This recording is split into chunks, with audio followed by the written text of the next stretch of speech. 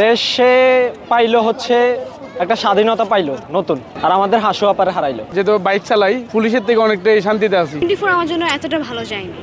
আলহামদুলিল্লাহ কিছু হারাই নাই, তবে পাইছি।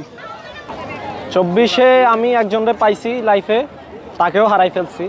2024 আমরা হচ্ছে নোয়াখালী থেকে, তো আমাদের হচ্ছে 5ই আগস্টের আগে খুব বাজে কাটছে। দেন এটার পরে আমাদের শুরু হয়েছে আবার বন্যা নোয়াখালীতে। বন্যাতে পুরো বাজে একটা অবস্থা। বন্যার পরে এই যে এখন দেশের অবস্থা মোটামুটি একটু ভালোর দিকে আছে আর কি। বাজারের অবস্থা বলতে গেলে সবজির দাম আপনার হাই ছিল, এখন একটু লো হয়েছে আর কি। পেলাম তো অনেক কিছুই, পড়ালেখার সাকসেস। হারিয়েছি বলতে হয়তো প্রিয়জনের মানুষদেরকে কয়েকজনকে হারিয়েছি, অনেক কিছু শিখেছি, অনেক কিছু পেয়েছি, হারিয়েছি। জীবন তো এরকমই, লাইফের মধ্যে গিভ অ্যান্ড টেক তো থাকবেই। কিছু জিনিস পাবো, কিছু জিনিস হারাবো, এটাই তো লাইফ। দেশ হয়তো স্বাধীনতা পেয়েছে, আবার স্বাধীনতার পিছে অনেক রক্ত ঝরেছে, প্রাণ গিয়েছে, কিন্তু স্বাধীনতাও পেয়েছে। আবার হয়তো একটা সুন্দর একটা জিনিসও হয়তো আসতে চলেছে, আমাদের যেহেতু নতুন প্রধানমন্ত্রী এসেছে, হয়তো এখন দেশের জন্য আরও কিছু ভালো হবে হয়তো, ইনশাআল্লাহ। সাকসেস করা, পড়ালেখা ভালো, স্কোর করা, তারপর আমি স্পোর্টস নিয়ে রিলেটেড, আমি স্পোর্টস নিয়ে আরও ভালো করা, নেক্সট ইয়ার জন্য আমি এটাতে চান্স পেতে পারি।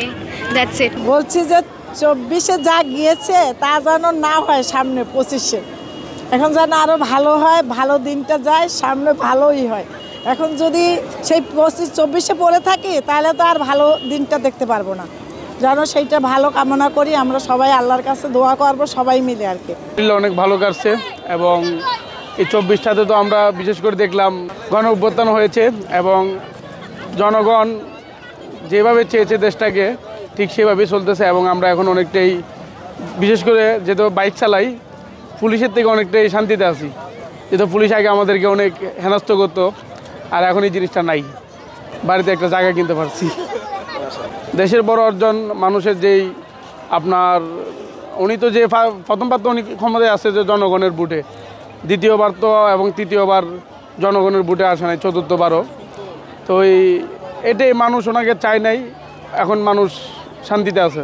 2024 মোটামুটি স্বৈরাচার মুক্ত একটা বাংলাদেশ ছাত্র জনতার অভ্যুত্থানের মধ্য দিয়ে আমরা অর্জন করেছি। আলহামদুলিল্লাহ আগামী 2025-ও ভালোভাবে আমরা সমাপ্ত করতে পারবো বলে আশাবাদ ব্যক্ত করি। সবার কাছে দোয়া প্রার্থনা। সঠিকভাবে চলি এবং আমার লাইফটা যাতে সবসময় ভালো থাকে, এইভাবে এই পজিটিভ প্রত্যাশা এটাই থাকবে। 2024 সালটা আমাদের জন্য একটা ঐতিহাসিক একটা বছর। আমরা 1971 সালে স্বাধীন হয়েছিলাম।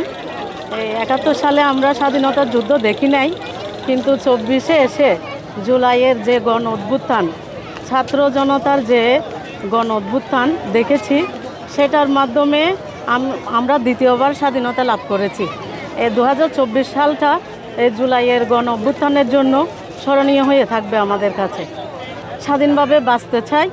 আমাদের এই সরকারের কাছে আমাদের অনুরোধ, আমরা যেন স্বাধীনভাবে মনোভাব ব্যক্ত করতে পারি, আমাদের স্বাধীনভাবে যেন চলতে পারি।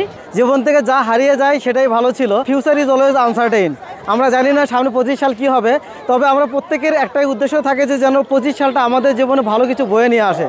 বিগত বছরগুলো চেয়ে যেন সামনে আরও ভালো এগিয়ে যেতে পারি, পরিবার পরিজনকে নিয়ে ভালো থাকি, আমাদের কর্মজীবনেও যেন আমরা আরও ডে বাই ডে আমাদের উচ্চ পদে যেন যেতে পারি।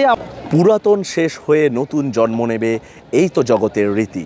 নবীন এলে পরে প্রবীণ চলে যাবে, রেখে যাবে কিছু তার স্মৃতি। একইভাবে পুরনো বছর গিয়ে নতুন বছরের আগমন ঘিরে মানুষের অম্ল মধুর অভিজ্ঞতা নিয়ে আজকের আমাদের এই আয়োজন। আবির আহমেদ, কালের কণ্ঠ, চট্টগ্রাম।